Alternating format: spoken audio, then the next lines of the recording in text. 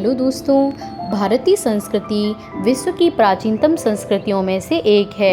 हमारे वैदिक रचनाओं के आधार पर हम भारतीय हमारे प्राचीनतम इतिहास को बड़ी गौरवता से विश्व के सामने प्रकट करते हैं।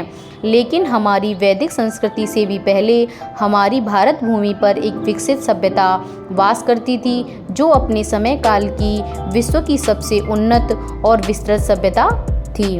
विज्ञात सभ्यताएं नदियों के किनारे विकसित हुई थी, जैसे कि हम देखते हैं मिस्र की सभ्यता नील नदी के किनारे विकसित हुई थी।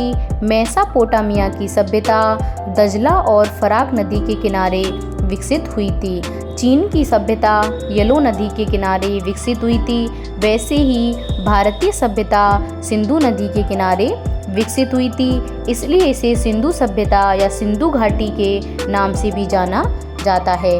तो चलिए दोस्तों, आज हम इस इतनी पुरानी सभ्यता और इसके कुछ रोचक तथ्यों को आज हम पढ़ते हैं और जानकारी लेते हैं कि ये सभ्यता कैसे इसका उत्खनन हुआ और किसने इसका उत्खनन किया। तो चलिए देखते हैं।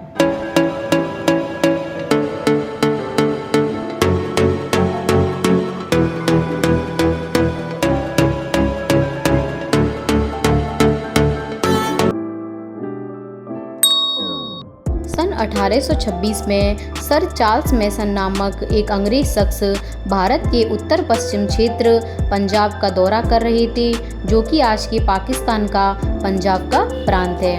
उन्होंने वहां के हड़प्पा प्रांत में जमीन के नीचे दबे पुरातन अवशेषों का निरीक्षण किया और सन 1842 में लेख लिखकर सर्वप्रथम दुनिया के सामने से प्रदर्शित किया।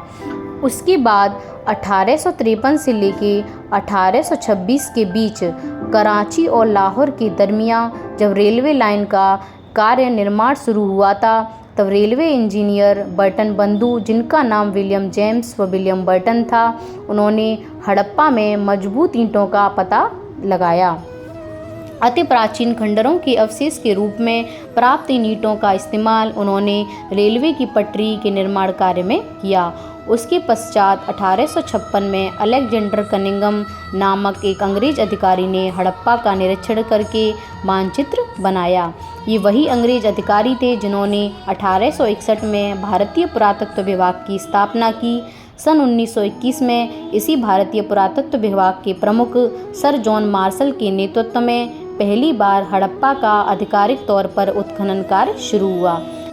भारतीय शोधकर्ता दयाराम साहनी ने 1921 में हड़प्पा का उत्खनन कार्य शुरू किया।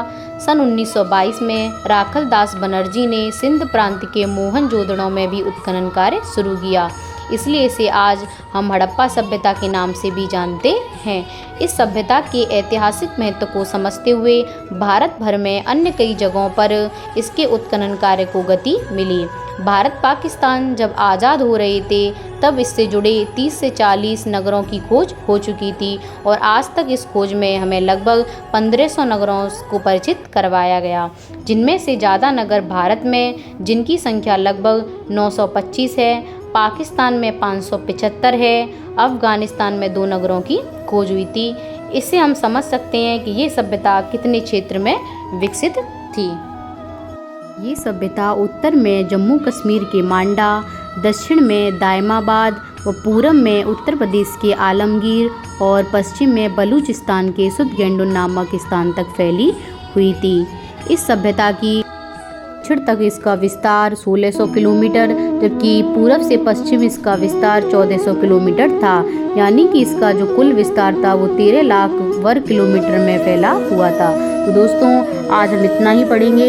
नेक्स्ट क्लास में हम इसकी दूसरी वीडियो देखेंगे। अगर आपको वीडियो अच्छी लगे तो लाइक, कमेंट, शेयर, सब्सक्राइब कर दीजिए। Thank you.